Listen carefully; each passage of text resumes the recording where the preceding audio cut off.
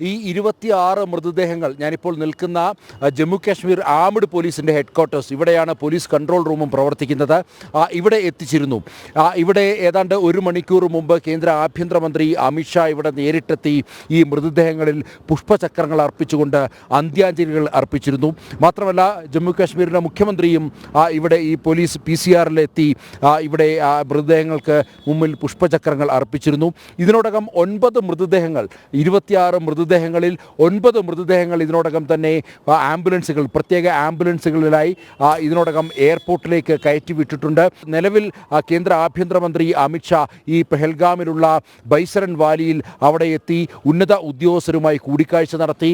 അദ്ദേഹത്തോടൊപ്പം ഈ സംഭവം നടന്ന ബൈസരൻ വാലിയിലേക്ക് NIA-യുടെയും CBI-യുടെയും CRPF-ൻ്റെയും ജമ്മു കാശ്മീർ പോലീസിൻ്റെയും സൈന്യത്തിൻ്റെയും ഉന്നത ഉദ്യോഗസ്ഥർ അദ്ദേഹത്തെ അനുഗമിച്ചു. എങ്ങനെയാണ് ഈ സംഭവം ഉണ്ടായത് എന്നുള്ളത് കൃത്യമായി ഉദ്യോഗസ്ഥർ കേന്ദ്ര ആഭ്യന്തരമന്ത്രിക്ക് മുന്നിൽ വിവരിച്ചു. ഇതിൻ്റെ അടിസ്ഥാനത്തിൽ കേന്ദ്ര ആഭ്യന്തരമന്ത്രി കേന്ദ്ര പ്രതിരോധ മന്ത്രിക്ക് ഇതുമായി ബന്ധപ്പെട്ട റിപ്പോർട്ടുകൾ കൈമാറി. അതേപോലെ തന്നെ പ്രധാനമന്ത്രിയുടെ ഓഫീസിന് ഇതുമായി ബന്ധപ്പെട്ട പ്രാഥമിക വിവരങ്ങൾ കൈമാറി എന്നുള്ള വിവരങ്ങൾ, അത്തരം സൂചനകളാണ് ലഭിക്കുന്നത്. ഏതായാലും ജമ്മു കാശ്മീർ വലിയ സുരക്ഷാ വലയത്തിലാണ് ഈ മണിക്കൂറുകൾ കടന്നുപോയിക്കൊണ്ടിരിക്കുന്നത്.